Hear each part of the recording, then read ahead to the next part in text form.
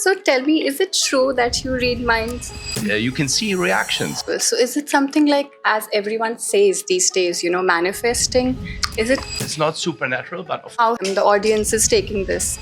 He had come into India for the first time to do a series of shows for YPO.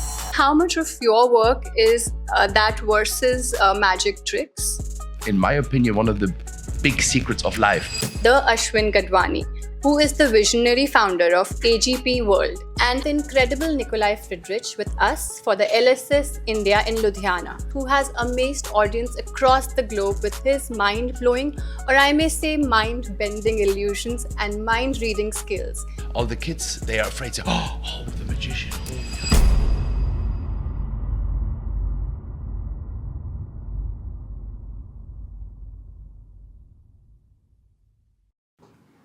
Today we have the incredible Nicolai Friedrich with us for the LSS India in Ludhiana, a world-famous magician and mentalist who has amazed audience across the globe with his mind-blowing, or I may say mind-bending illusions and mind-reading skills.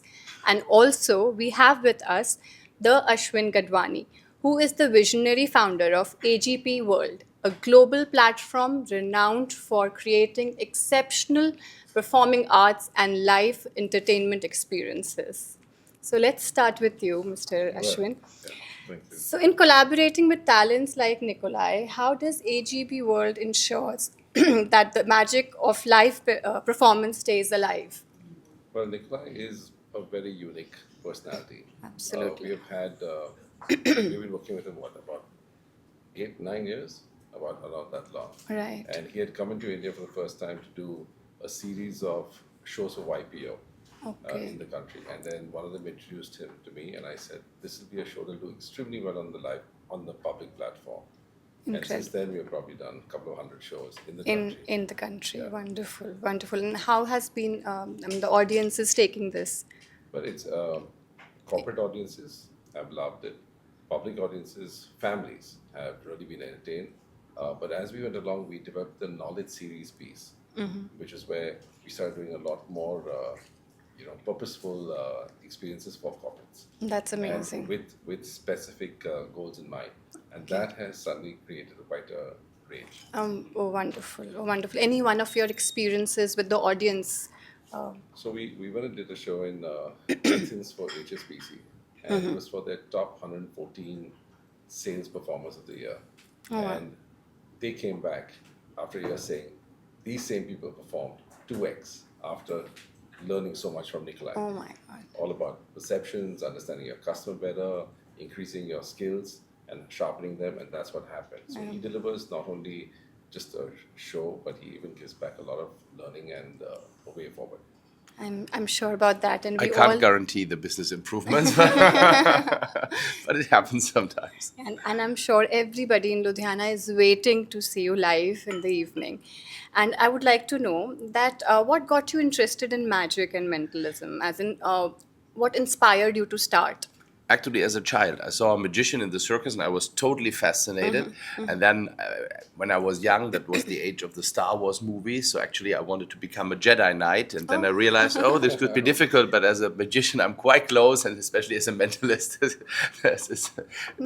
some illusions I perform look quite similar than to the things that Jedi Knights do. Yeah. Oh, wow. My son needs to know this. So tell me, is it true that you read minds?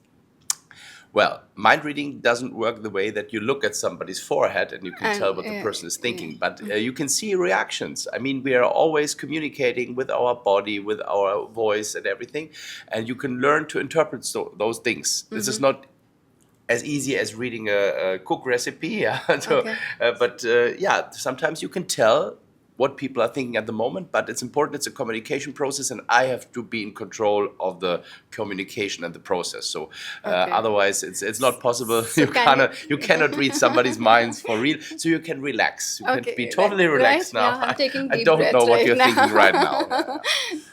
Correct. So this comes to my next question, which I knew. is that mentalism often involves psychological insights. Yeah. We all know that.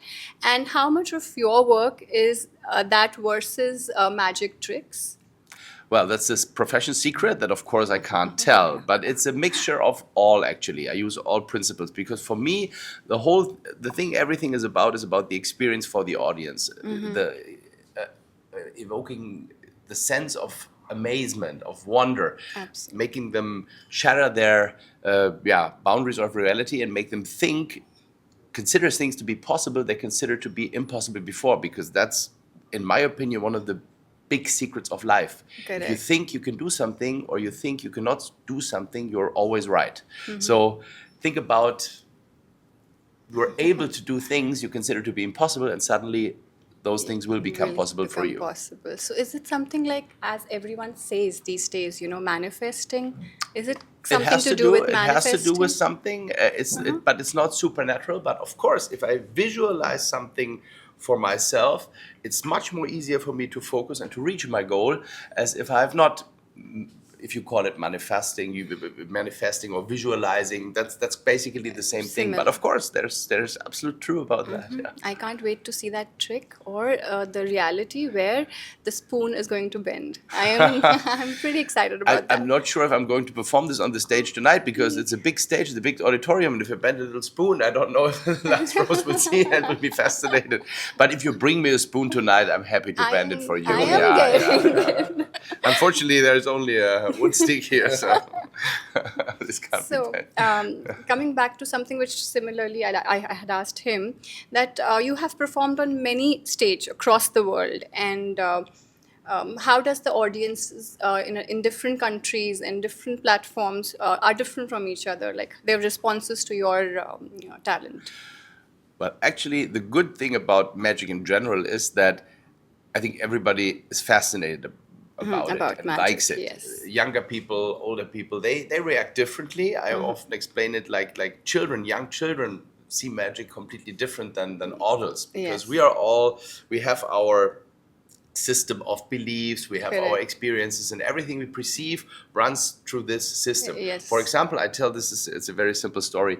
If you enter a room as a magician and there are young kids and there are adults, all the kids, they are afraid, say, oh, the magician, oh yeah.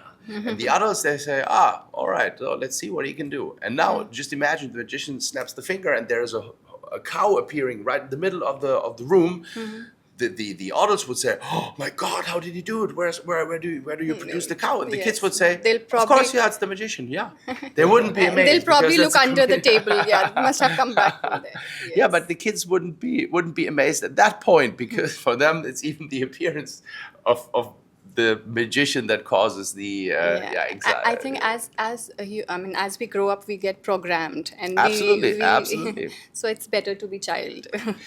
It's at least good to preserve some kind of those things, Inside, fantasy and the playful way of getting to certain challenges. And we are very yeah. grateful that we'll get to see you there, performing, and I think everybody will believe in magic very soon. That's not my After- goal, actually. My goal is more that you get inspired for your real life, and Yes, absolutely. So, when we talk about real life, what if, like, this is almost, we are coming to the end. We're keeping it a little quick, and in the end, let's have a little fun question. And I would like to ask that, in real life, if you could perform any magic, or for once you knew that you could do something like for real, Yeah. and it's not a magic, or maybe it's real, Yeah. and you could do magic for a day. So what would you do the first thing? Of course, making poverty and hunger and war disappear, that would be the first things to do. And then the world would be a lot better.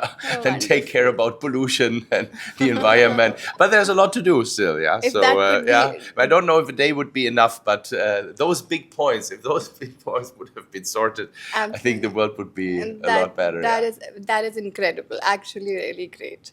Thank you so much, Mr. Ashwin. Thank you. Thank you, Mr. Nicolai. We're really, really happy to have you here, and I'll hand it over to the press now after this. Thank you. Thank you.